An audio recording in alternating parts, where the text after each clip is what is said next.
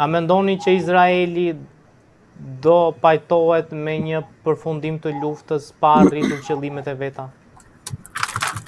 Nuk besoj që Izraeli do arrijë në paqe, ja që për persona që e njohin ideologjinë e zionizmit apo historinë e shtetit Izraelit, Izraeli që nga momenti që është krijuar në vitin 1948 e ka nisur ekzistencën e tij me luftra. Luftra e parë arabo-izraelite do ta shohë koloninë izraelite që të hyn luftë me Jordanin, me Irakun, me Sirin, me Egjiptin, me Jemenin, me Libanin, me Arabin Saudite, me gjithë fqinjet e Izraelit. Lufta e dytë arabo-izraelite e 1956 do të shohë Izraelin që do godasi Egjiptin, së bashku me Francën dhe me Anglinë. Lufta e tretë arabo-izraelite do të shohë Izraelin që do të godasi Jordanin, Sirin, Irakun dhe Egjiptin dhe do të pushtojë Sinain, bregun perëndimor, lartësitë Golan nga Siria, Jordania dhe Egjipti. Lufta e tretë arabo-izraelite do të shohë Izraelin që do hyjë në luftë kundër Sirisë dhe Egjiptit dhe edhe pse me dorëzimin e Egjiptit në vitin 1977 dhe në 1978 me ato që njihen si Camp David Accord dhe me paqen që do bëj Izraeli me Egjiptin, lufta e Izraelit me arabët do të vazhdojë deri në ditët tona. Pas paqes me Egjiptin, Izraeli do hyjë në luftë kundër Jordanisë, kundër Libanit, do vazhdoj luftën me Sirin, luftë e cila vazhdon deri sot e kësaj dite, luftë me Irakun e cila vazhdon deri sot e kësaj dite, dhe është vetë natyra e regjimit izraelit e cila nuk do të njohë dhe nuk njeh paqe. Dhe Izraeli për sa kohë ekzistojnë Shtetet e Bashkuara të Amerikës dhe ta ketë Amerikën koloninë e saj, ku amerikanët do të vdesin për Izraelin, do të japin buxhetin e tyre për Izraelin, do prodhojnë armë për Izraelin, izraelitët nuk do pushojnë asnjëherë luftën. Në muajin dhjetor, kur u takova me një zyrtar izraelit në një vizitë që bëra, që punonte në një nga këto think tanket e Izraelit, e pyeta, i thash, si do ta mbyllni luftën, i thash, me palestinezët, me Libanin e me fqinjet tuaj. Edhe ky zyrtar i lartë izraelit më tha që ne do luftojmë sepse kjo është lufta jonë, jetë a vdekje. Ne ose do t'i mundim gjithë arabët, ose për ndryshe ne nuk do ndalojmë asnjëherë, nga që ne po ndaluam, arabët do marrin zemër dhe do na sulmojnë. Ja, po na sulmuan ata, ne nuk kemi ku shkojmë, vetëm të hidhemi në tet. Pra, izraelitët kanë një lloj, janë një popull që kanë një energji negative të brendshme. Ata nuk janë njerëz normal, nuk janë sikur janë gjithë njerëzit e tjerë të botës. Ata janë si pune e atij sadistit, i cili është i smur dhe kënaqet vetëm duke vrarë. Ata ja kanë zhvilluar këtë lloj psikologjie vetes së tyre, e cila nis që me krijimin e krijimit të kolonive izraelite nga britanikët në 1917, dhe domethënë për një person që e njeh Izraelin, ai është vend i mallkuar. Domethënë ata janë mësuar gjithmonë me luftë. Për shembull, në këtë luftën e fundit 40 ditore, që mund ta quajmë lufta e Imam Aliut, që vran Imam Ali Khamenein, apo lufta e Ramazanit, apo religion, po ta shohësh izraelitët për 40 ditë kanë jetuar nëpër bunkere. Ne, për ata shqiptarë që janë të vjetër sa unë, që mbajnë mend ato zboret e Partisë Punës që bënin në kohën e komunizmit, s'ka patur gjë më stresuese se kur binin sirenat, kur populli thritej që shkonte nëpër bunkere strehimore etj. Niveli papastërtisë që kanë këto bunkeret Dhe domethënë në kohët e komunizmit shqiptarët çoheshin nëpër bunkere vetëm 1 orë apo 2 orë kur bonin zbor edhe testime që bënte në atë kohë Partia e Punës për një sulm të mundur amerikan. Dhe ishte diçka shumë stresuese. Imagjino domethënë izraelitët kanë 40 ditë që jetojnë nëpër bunker dhe po të shikosh të paktën sondazhet, ata janë okay me luftën dhe mbështesin qeverinë e tyre dhe thonë po le të vazhdoj lufta. Domethënë, ata janë një popull i smur, një popull që kanë një mentalitet luftarak, domethënë ata nuk ndihen mirë po të jenë paqe, nuk janë sikur popujt e tjerë të botës që duan të jetojnë paqe, duan ta shijojnë jetën etj etj. Domethënë ata janë një popull që janë rritur me këtë psikologjinë e dhunës dhe për fatin e tyre të keq, Izraeli deri më sot nuk është mundur bindshëm nga ndonjë fuqi e huaj që t'i nënshtrojnë, t'i edukojnë dhe t'i bëjnë sikur njerëzit e tjerë. Për këtë arsye, për sa kohë që Izraeli nuk mundet nga një prej armiqve të vet, ai do vazhdojë me luftën.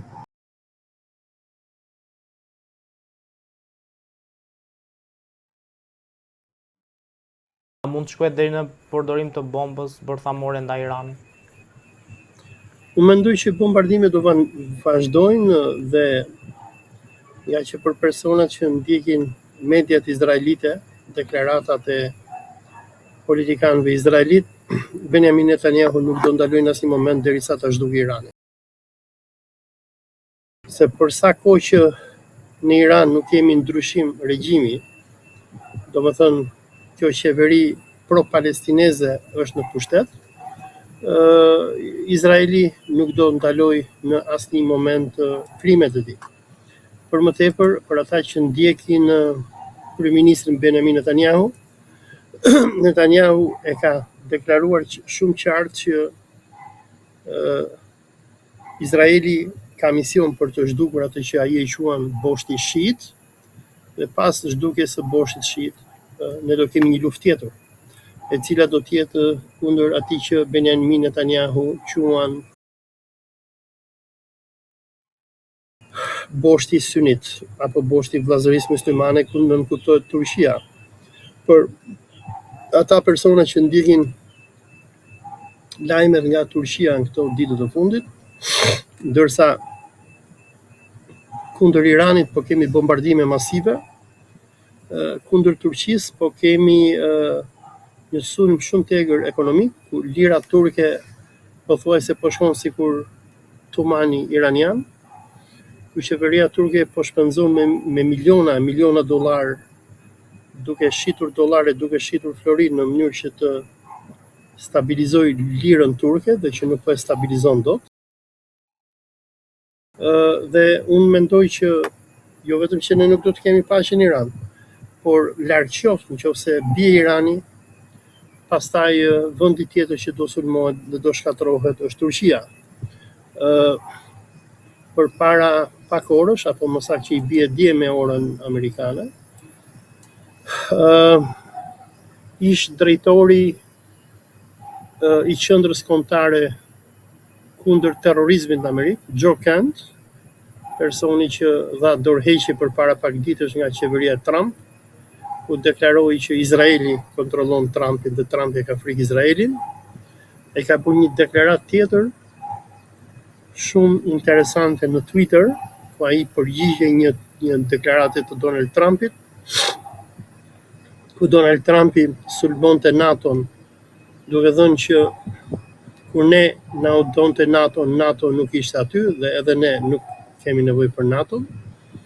Ku ky person që ka qenë një nga personat më të besuar të qeverisë amerikane, ky ka qenë, si më thënë, ministri i brendshëm i Amerikës, derisa dha dorëheqje, ka deklaruar që plani i administratës Trump është që të largohet nga NATO, dhe në atë moment që Amerika do largohet nga NATO, Izraeli do lejohet që të godasi Turqinë dhe Amerika nuk do ketë më obligime për të mbrojtur Turqinë dhe ndoshta do bëhet palë me Izraelin në zhdukjen e Turqisë.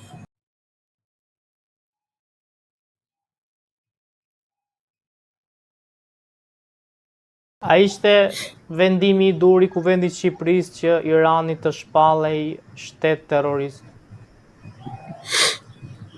Mendoj që ka qenë një nga vendimet më idioteske dhe kriminale në historinë e Shqipërisë. Për fatin tim të mirë apo të keq, unë në ditët që ky vendim u mor, unë kam qenë në Shqipëri, kam qenë nga data 13 deri në datën 25 mars. Ky vendim u mor në datën 17 mars, një ditë pasi Departamenti i Shtetit Amerikan, sekretari Marco Rubio, i kërkoi vendeve aleate të Amerikës që të shpallin gardën revolucionare iraniane organizat terroriste. Regjimi i Ramës me nxitim vrapoi dhe për një ditë, në një kohë që asnjë vend evropian nuk e bëri këtë, nxitoi dhe çoi rezolutën në parlament, ku parlamenti ynë shpalli jo vetëm gardën revolucionare dhe Hizbullahin, po shpalli edhe shtetin iranian si shtet sponsorizues i terrorizmit. Kur isha në Shqipëri më bëri përshtypje mobilizimi masiv që kishte marrë shteti i Edi Ramës, së bashku edhe me spionërit e Shikut dhe antiterrorit që regjimi i Ramës ka infiltruar nëpër media.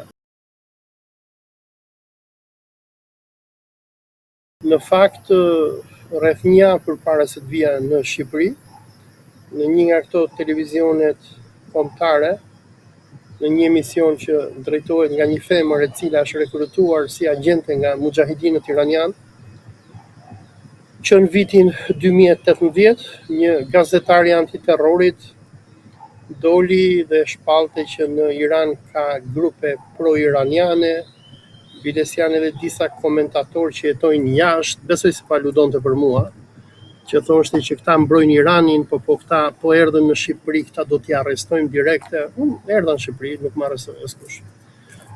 Ama çfarë vura re është që policia antiterrorit dhe Shiku, si duhet kanë marrë urdhër ose nga Edi Rama vet,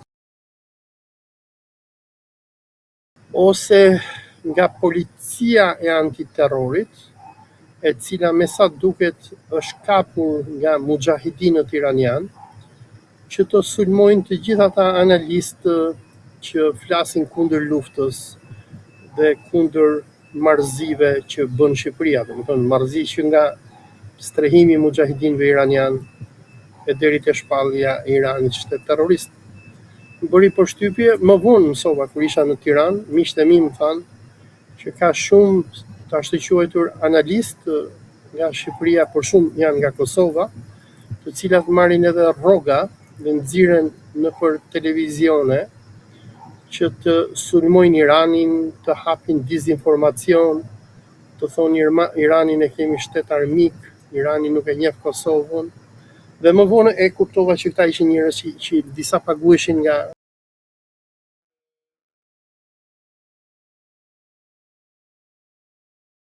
Shiku i Vlora Hysenajt, ndërsa disa të tjerë paguhen nga Meku, nga mujahidinët iranian.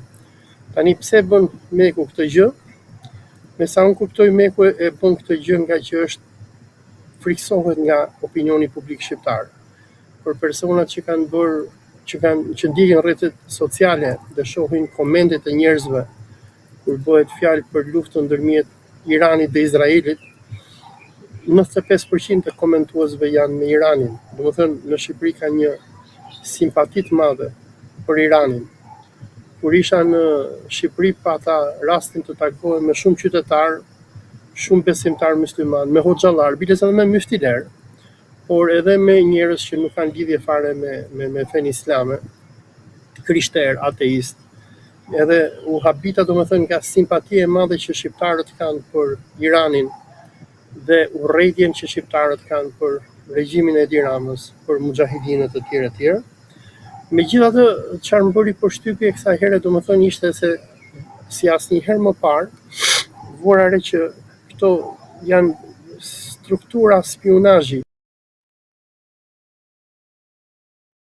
Paka shumë kishin infiltruar media të ndryshme dhe përhapnin dezinformacion, ku kishte gazetarë që heqin veten e tyre si ekspert të terrorizmit, që deklaronin, thonin, jo ka analistë që punojnë për Iranin, hapin dizinformacion se i thot Irani etj etj. Pra me sa unë kuptova, ishte në Shqipëri kësaj here ishte krijuar, domethënë, shiku. Unë jam i vjetër mjaftueshëm me di se si funksionon shiku. Në vitet 2000, kur Nano ishte kryeministër deri në 2004, ai atëherë përdorte shumë shikun dhe islamofobin për të kërcënuar komunitetin musliman dhe për ta treguar islamin si një fe të dhunshme dhe terroriste. Dhe këtë Nano e bënte në atë kohë për t'ia mbushur mendjen amerikanëve që mos ta linin Berishën që të vinte në pushtet, por ta mbanin Nanon si një anti-islamik i thekun. Dhe pak a shumë, domethënë si atëherë që hapeshin lajme të rreme nëpër media, hapeshin dizinformacione, ku thuaj Al-Qaida do voj bombë në qendër të Tiranës, hoxhallar me mjekra punojnë për Al-Qaidën etj etj. Pak a shumë e njëjta strategji po bëhet edhe kësaj here nga agjentura të ndryshme që operojnë në Tiranë. Dhe ideja ishte një, kontrolli informacionit, dy, kontrolli opinionit publik. Nga që me sa duhet si mujahidinët, si regjimi Edi Ramës, si izraelitët janë shumë të trembur nga simpatia masive që shqiptarët kanë për Iranin, Islamin dhe në veçanti për Palestinën. Edhe duhet kujtojmë këtu që në vitin e kaluar kemi edhe një vit më herët kemi pasur protesta masive në Tiranë pro Palestinës kundër Izraelit. Dhe me sa unë kuptoj është që me sa duhet ambasada izraelite, mujahidinët iranian dhe disa struktura agjenturore në Tiranë mundohen sa më shumë që të manipulojnë opinionin publik. Dhe këtë shpalljen e Iranit si shtet terrorist nga regjimi i Ramës, unë e shoh si numër një, një qok që Rama i bën Benjamin Netanyahut. Ditën tjetër ai u lavdrua nga ministri i jashtëm izraelit për këtë që bëri. Dhe dyta, me sa unë kuptoj, Rama i friksohet shumë burgut, spakut, dhe me sa duket ai do ketë ndonjë lloj pazari me izraelitët, ku ndoshta ata do t'i kenë premtuar që nëse ti qëndron në anën tonë, na shërben neve, ne do ja mbushim mendjen amerikanëve që t'i bëjmë presion spakut mos të fusin burg. Domethënë, kishte një përzierje ndërmjet hajdutrisë, korrupsionit, krimit organizuar dhe kthimit të Shqipërisë në një vend quisling mercenar ndaj regjimit zionist izraelit. Pak a shumë ajo që bën shqiptarët në luftën e dytë botërore, kur ndërtuan divizionin SS Skënderbej dhe i shërbyen nazizmit duke përsekutuar çifutët. Pra, ashtu sikur shqiptarët gjatë luftës dytë botërore përsekutuan çifutët dhe i çuan nëpër kampet përqendrimit, edhe pse mitologjia zyrtare në Tiranë pretendon që ne kemi shpëtuar gjithë çifutët etj etj. Kemi një riportëri të historisë, po kësaj here ata që përsekutohen janë palestinezët, iranianët, muslimanët, të cilët në kohën që ne jetojmë janë viktima të zionizmit izraelit, sikur ishin hebrejt viktimat nazizmit gjatë luftës dytë botërore.